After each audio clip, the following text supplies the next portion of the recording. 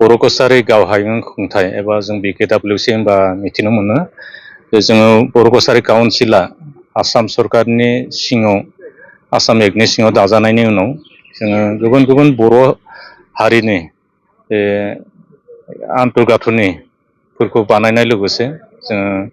हारिमु सोलोंथाइ बायदि बिथिंखौबो जौगाहोनो थाखाय जों खामानि मावदों आरो बेनिनो मोनसे बिदिन्थि हिसाबै जोङो गुवाहाटीयाव थानाय आसाम डाउन टाउन इउनिभारसिटिजों रायज्लायनायनि गेजेरजों जों थांनाय बोसोरनैसो सिगांनिफ्राय जोङो जोंनि जायफोर फरायसाफ्रा हायार सेकेन्डारि आनजाद पास जानानै बा मेट्रिक आनजाद पास BA आनजाद पास जानानै बिथांमोना दङ जायफ्रा मोजां फरायसा बिसोरनि थाखाय जों मोनसे खाबु होदों जे हटेल मेनेजमेन्ट फरायनाय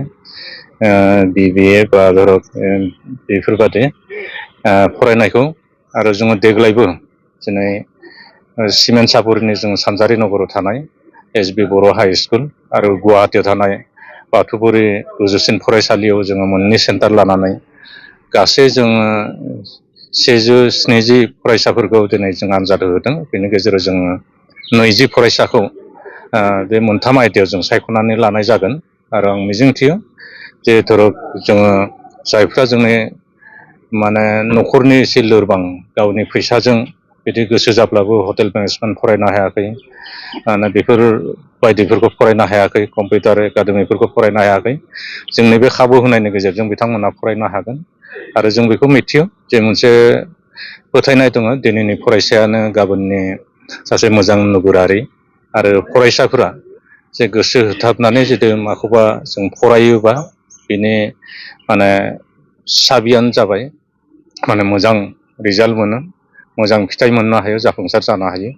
आं सानो जे फरायसाफ्रा गोसो होथाबनानै बे खाबुखौ लागोन आरो बेयो मोनसे बिदिन्थि जागोन इयुन जोलैनि थाखाय जे बिदि खाबु लानो हायोब्ला जों साफा साफा बेक्ति एबा न'खरा गावनि आथिङाव जों गाव गसंनो हायो होननानै आं बयनिसिमबो फरायसाफोरनिसिम आनजादाव जिरायनाय हामलायनाय जासिबाय दोङो। फरायसाफोरखौ मा डिपार्टमेन्टआव फरायनाय जागोन? जोङो फरायसाफोरखौ दा हटेल मेनेजमेन्ट बेनिफ्राय BBA आरो BCA बे मोनथाम आयदाखौल' जों देग्लाय लादों बेनिनो सा 12खौ जों हटेल मेनेज आरो बाखि सा 8खौ जोङो बे BBA आरो BCA जों होनाय जागोन सायख'नाय जागोन।